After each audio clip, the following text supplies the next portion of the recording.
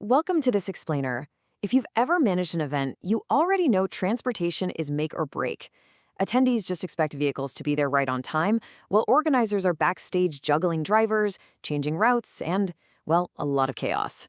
So today's core question is this: when is manual dispatch enough, and when does automation become an absolute necessity? Let's dive in and find out. To help you systematically evaluate your own setup, here's our roadmap for today. 1. The event transport reality. 2. Limits of manual dispatch. 3. The decision framework. 4. The hybrid operations model. 5.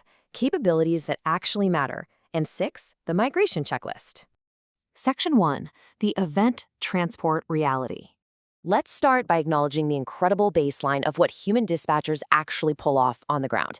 Think about this. During peak egress at a large-scale event, a manual dispatcher handles an astonishing 30 to 50 active decisions per hour. They are managing vehicle positions, driver confirmations, zone congestion, and sudden attendee surges all at once. And honestly, they're often doing the whole shebang with just one person and a single radio. It's a massive cognitive feat. And this is exactly why manual dispatch is still so heavily relied upon. Your experienced dispatchers hold invaluable, undocumented expertise. They know instinctively which traffic cones to move, which zones back up first, and they've built real handshake relationships with venue security.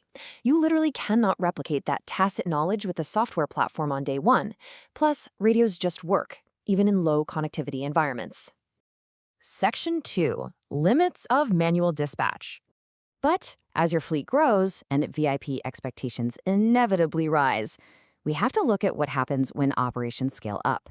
You have to ask yourself, at what point does a purely manual system begin to fracture? Because the gap rarely announces itself clearly. A manual system isn't inherently bad, right? But it absolutely breaks under high volume. Take a departure search, for example. If a keynote ends 20 minutes early, a manual dispatcher cannot instantly resequence 40 vehicles in their head. Add in communication lag over the radio, and a 2-minute delay just cascades across multiple zones. On top of that, there's no retrievable data capture during the event, meaning your post-event debrief relies entirely on someone's memory. And research using the NASA Task Load Index confirms exactly this. It proves that even the absolute best dispatchers face degraded decision accuracy under sustained high-load conditions. So the issue isn't your dispatcher's skill level, the issue is asking a manual system to process a volume and velocity of decisions it was simply never built to handle. Section 3. The decision framework. Let's look at an objective mental model to evaluate your readiness for automation. You need to look at 3 key areas. First up, operational complexity. Dispatch literature usually points to a 20-vehicle threshold where manual coordination really starts accumulating risk. Second, event frequency. If you're running a recurring calendar, the inefficiencies of rebuilding dispatch plans from scratch compound every single time. And third, risk tolerance. What is the actual cost of a high-visibility transport failure for a VIP or a sponsor? By mapping your scores across those 3 areas, the right approach becomes super clear. Low complexity and low frequency? Sticking to a manual setup with good documentation is totally viable. High across the board? Full automation is definitely overdue. But as most teams discover, if you land right in the middle, a hybrid model is highly recommended.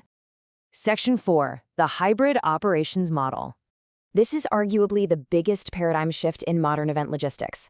The boundary for a successful hybrid model is clearly drawn. Let the technology handle the high-volume, repetitive math, things like vehicle assignments, zone sequencing, and real-time GPS tracking. Meanwhile, your dispatchers retain ownership of the magic. They handle exception management, driver escalations, VIP coordination, and those really complex last-mile judgment calls. The major takeaway here is that software is designed to support and elevate your experienced dispatchers, absolutely not replace them. When coordinators aren't bogged down by 40 routine radio calls all at once, their cognitive load drops. They shift from being constantly reactive to operating at a much higher proactive level. Section 5. Capabilities that actually matter. When you are evaluating event transportation software, you have to look for tools that solve actual live event problems, not just generic delivery fleet benchmarks. You absolutely need real-time GPS with zone-level precision and dynamic resequencing. And don't overlook in-app driver communication. Research shows that moving from radios to structured in-app messaging can drop a dispatcher's call volume by a massive 40 to 60% during peak rushes. And think about the impact on your planning cycle. Because historical route and capacity data are securely stored and endlessly reusable, automated setups can actually reduce your per-event planning time by 30 to 40%.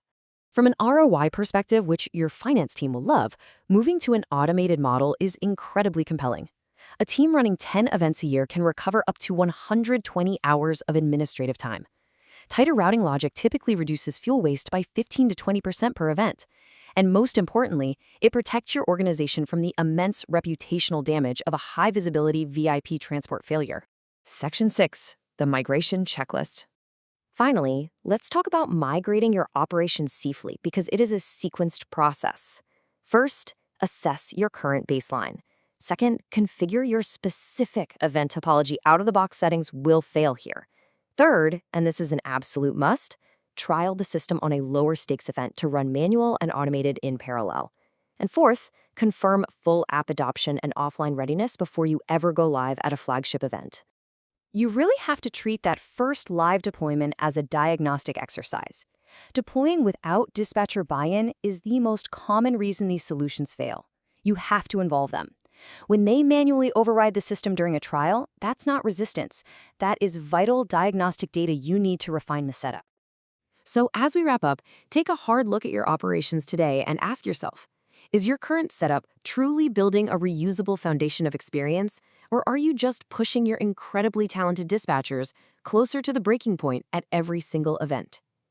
Thanks so much for joining us for this explainer, and good luck out there.